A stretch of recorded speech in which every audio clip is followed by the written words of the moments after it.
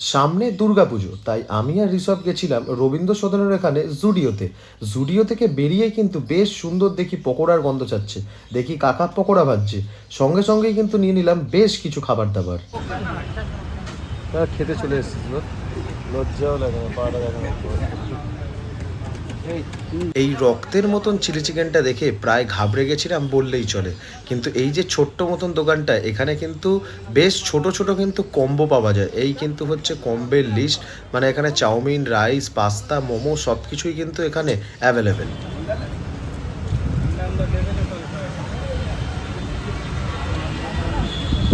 এরকমই 4টে পকোড়া দাও না, খাইয়ে।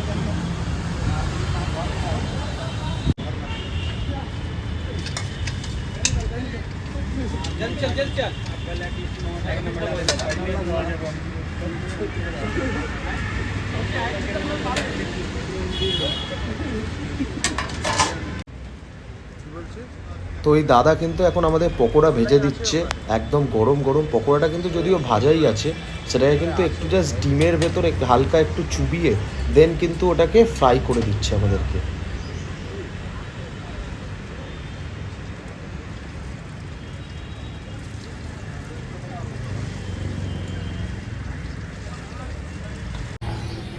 তো এখন কিন্তু পেয়ে গেছি একদম গরম গরম পকোড়া। 4 পিস পকোড়ার দাম কিন্তু হচ্ছে মাত্র 50 টাকা।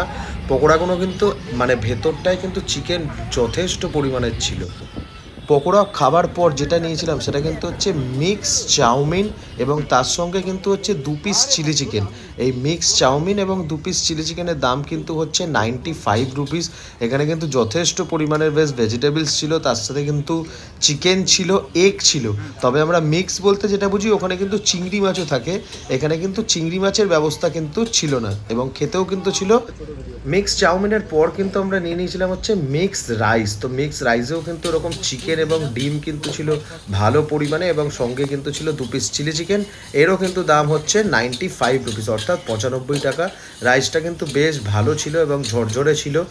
তবে রাইসের থেকে আমার চাউমিনটা কিন্তু একটু বেশি ভালো লেগেছে। যাই হোক, তো এমনি ওভারঅল এখানে খাবার দাবার কিন্তু মোটামুটি ভালোই।